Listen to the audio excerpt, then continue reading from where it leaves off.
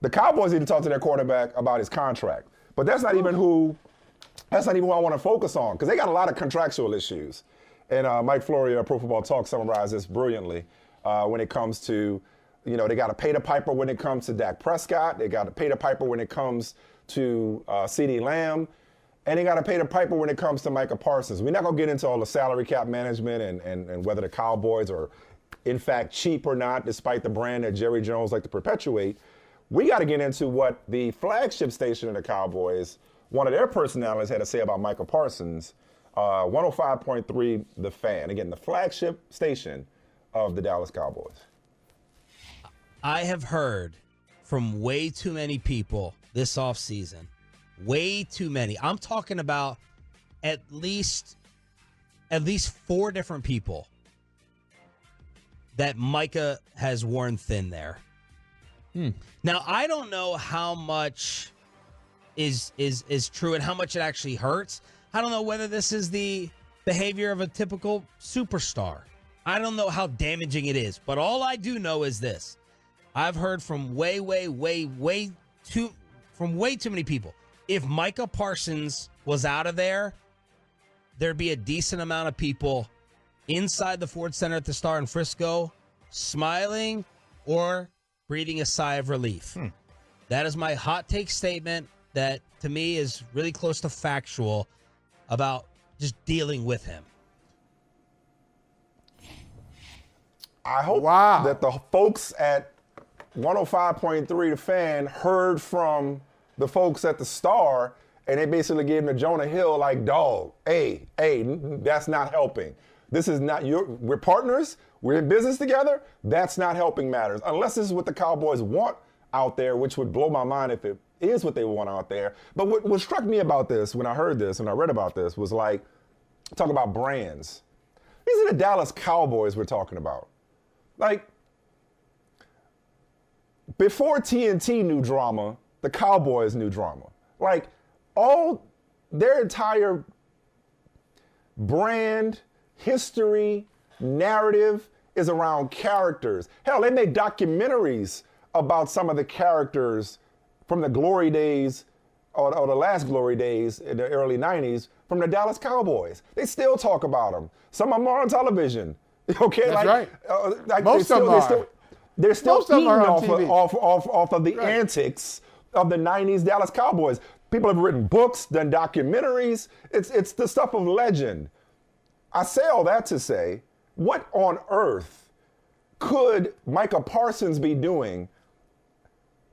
Tweeting, a podcast? What could he be doing for somebody to suggest that this exceptional talent we've watered down, to quote Black Thought, we losing grip of what garbage mean. We've watered down the term generational talent, but this generational talent on defense, what could he possibly be doing to rub them the wrong way to where they feel like they'd be better off without Micah Parsons? With all due respect, because it sounded like this short of per sources, a report, this sounded like my man was going hard as he could with this information. Okay, like it sounded like he actually had been, but I want to know who's telling him this, because this feels so far-fetched and so ridiculous. Like, unless Micah Parsons is leading a double life and he's up to some stuff that I have no idea what he's doing, it would take an awful lot. Like we talked about the other day, you make exceptions for exceptional people. It would take an but awful you didn't want lot to. For you him didn't to want to the other day. I didn't? What was I talking about? Who was I talking about? Steph Diggs. Go be great somewhere else. You gave the Bills an A for their trade of Steph Diggs because at some point you get tired of it. I don't know how exceptional he is at this point. He's still very good. I don't know how exceptional he is at this point. And he's not the Micah. That's a great call out. He's not the Micah Parsons. Right. He's not the but Micah Parsons of receiver. That's a great call out. I appreciate you pointing that out. But there's a balance. There is a balance. But I'm saying, okay, so thank you. Micah Parsons got to be wilding out in that facility in a way that is yet to come to light in order for them to think that his production no longer outweighs the quote-unquote problems that he's causing for people internally. Like, we need to get to the bottom of this. Because this is utterly ridiculous, as the old folks say. Well, we haven't heard from the Cowboys yet. Interestingly enough. As of this morning, and the Cowboys could, they could really easily, because he is their best player, and I say that without fear of contradiction. And that's saying something. That's saying he's their best player.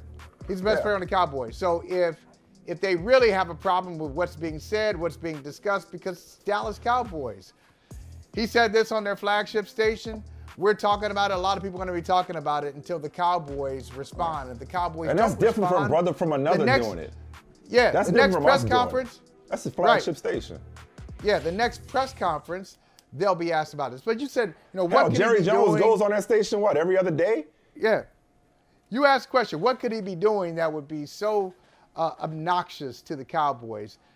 You're right in that some of their biggest characters have done some stuff. They got some antics, but the antics have always been facing out. Like antics to the world, not antics to the building. Like with the law. Well, okay, but they're cool with that. Hey, it's the law, but it's not us. Like personal it's the conduct law, it's type not the, shit, It's the law, but it's not the star. Yeah. So we may have to. The only thing the star has to do, we got to bring our in-house counsel maybe to deal with you. But you're not going into. I'm not saying Micah Parsons is doing this, but I wonder. You're not going into coaches' meetings. You're not demanding certain things. You're not being high maintenance. Like all of these things, you've got a really high level. You got a high motor. You're passionate about football, and sometimes when you're away from football, you're away from the football facility, you do some stuff that you shouldn't do, and we got to clean that up and bring you back in. Lawrence Maybe Taylor. with Micah Parsons, the opposite. We haven't heard about anything he's done away from the facility, but maybe all the problems or the drama or the tension happens in the facility. I don't know. I don't know either. That's what I'm saying. I don't know either. I know what I see on Sundays. I invoke Lawrence Taylor, which a lot of people have, brought up his name in terms of like the ultimate, like, wait, we gotta babysit LT. We gotta watch LT. We gotta get LT to the game.